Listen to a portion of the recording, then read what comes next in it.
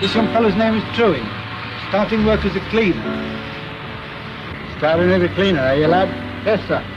Leaving him here, Mr. Shaw. I'll look after him. That's it. We'll go to the stores now, lad, and get you some overalls and cloth. By the way, lad, have you got your ruler? Yes, sir. There it is. That's it. You can't go very far without the rules.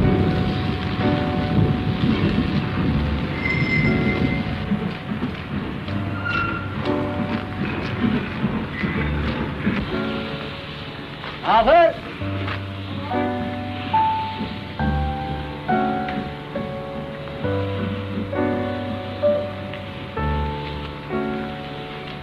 Truey, this is the chargeman cleaner. He'll tell you what to do. Arthur, I want you to get a set of men on 4237 for me. Righto. Come on, boy. Have you got your own book? Yes, sir. You know what to do with it? Yes, sir. Burn it. That's right. Run. Harry has started on the first stage of his career. From now until his working life is finished, he will be concerned with locomotives. Locomotives of all kinds and sizes, tank engines and tender engines, sturdy little shunters and giant expresses, heavy freighters and lighter passenger locomotives.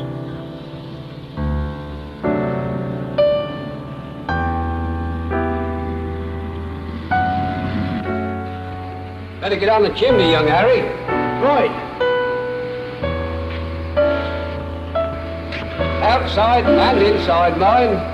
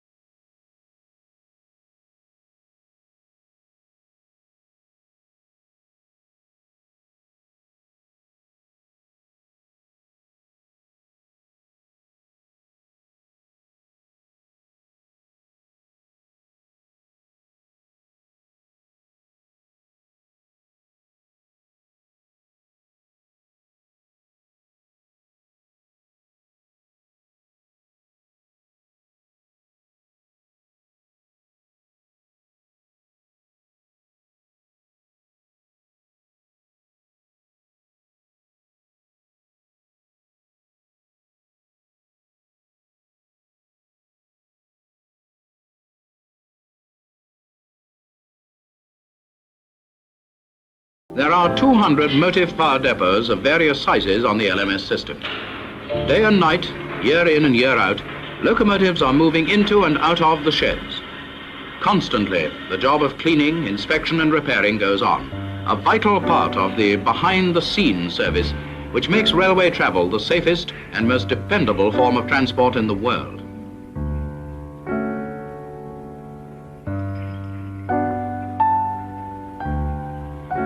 At the locomotive depot there are classes, called mutual improvement classes, which Harry should attend.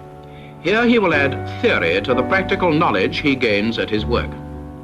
At first, it all seems very complicated, but soon the combination of practical experience and theoretical instruction produce their results. Harry is learning. More, he is becoming interested in what he is learning. He isn't content just to listen, he asks questions. Oi, Harry, form one shirt.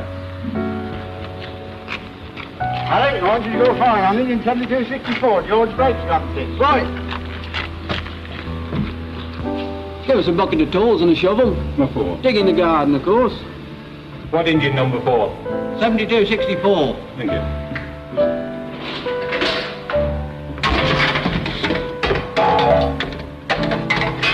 Did you know we're firing our first engine? Yeah, Coronation Scott, ain't it?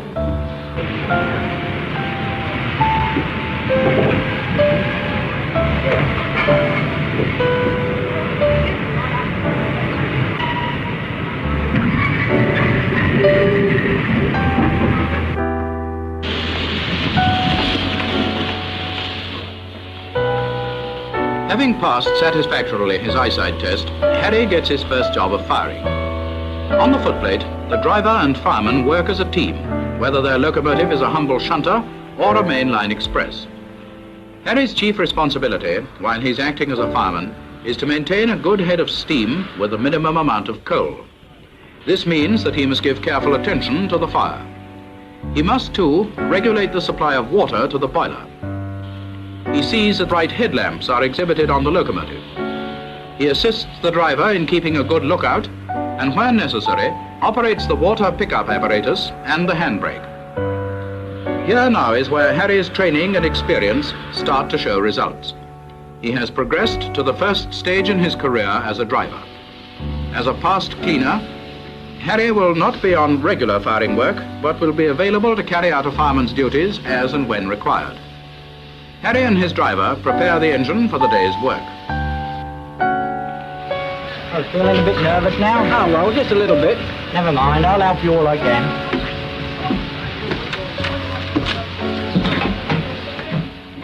And that is typical of the men of the motive power depots, ready at all times to give valuable help and advice to the learner. It is now that Harry's knowledge of the rules and regulations stand him in good stead. This code of rules governs service in the railway and the operation of trains. Harry must know his rule book thoroughly, for on it depends the safe operation of the line. Every so often he will be seen by a firing instructor to make sure that his knowledge of it is still fresh.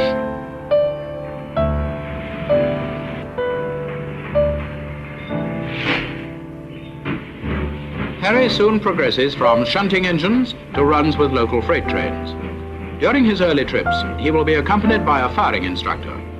There is an art in firing a locomotive furnace correctly, and it's no easy task to put each shovelful of coal through the small fire hole door exactly where it is wanted. The coal must be spread evenly over the whole surface of the grate to obtain the maximum benefit from it. Throughout his career, this system of providing practical demonstration by expert instructors will be followed. Coupled with the facilities available for theoretical work, it provides a sound basic training which has been shown by experience to produce a steady, reliable and efficient type of man as you will find anywhere. Harry at this stage of his career leads a hybrid sort of existence.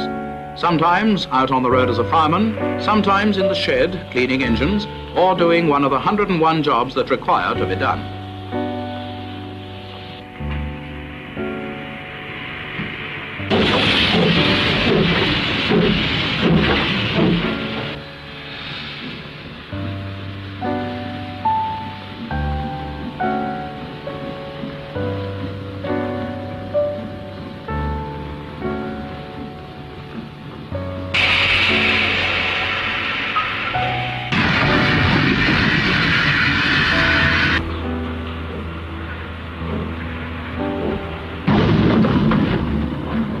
The trips that Harry takes on freight trains take him further and further from his home station.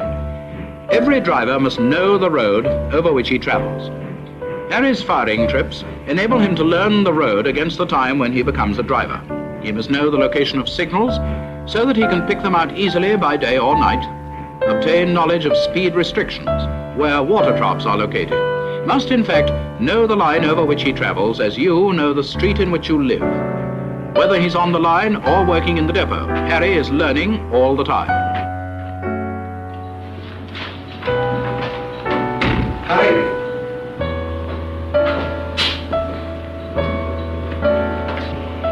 You're doing a regular firing job next week. Ask him in the office when you're to see the doctor. Good, that's fine. It's goodbye now to cleaning for Harry. As a regular fireman, his shed work in the depot is over. But he still has much to learn, and all the time he attends classes and studies at home so that he can pass the examination which will enable him to reach the goal of his ambition and become a driver. His experience broadens. He fires on differing types of freight trains and becomes familiar with differing types of locomotives. His work takes him for longer runs, and he learns the road on new stretches of line. He has become a permanent member of one of that most responsible class, the men of the locomotive footplate.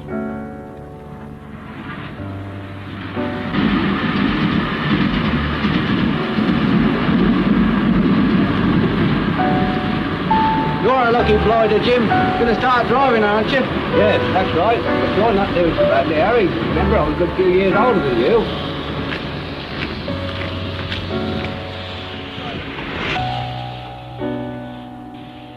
Just as Harry Trewin is typical of the men who join the railway as cleaners, Jim Hawkins is typical of those in the next stage of a footplate man's career.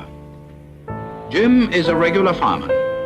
He is undergoing an examination to become a passed fireman, which means that he will be available for driving as and when required.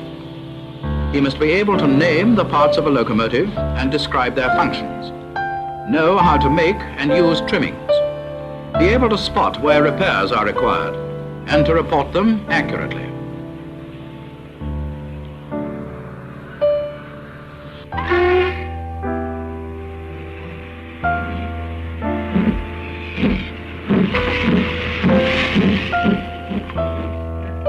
The examination is a searching one. The inspector, who is actually in charge of the locomotive, takes Jim with him on the footplate. Among the points on which he will have to satisfy his examiner are such things as the care and manipulation of the locomotive, attention to signals, judging distances, and attention to boiler and fire. The test will take place on both passenger and freight trains. To become a passed fireman, Jim has to satisfy his examiner that he is capable and efficient. As a fireman, Jim has always had his driver to rely on. When he drives, he will be the man in sole charge of the locomotive.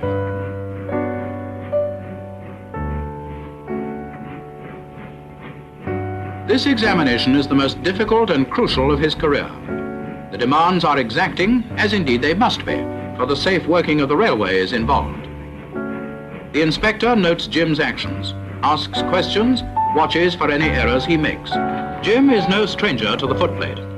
As successively a cleaner, passed cleaner and fireman, his whole working life has been centered round locomotives. The system of training men for the footplate has been carefully devised to ensure that nothing is lacking, either in practical working experience or in theoretical training.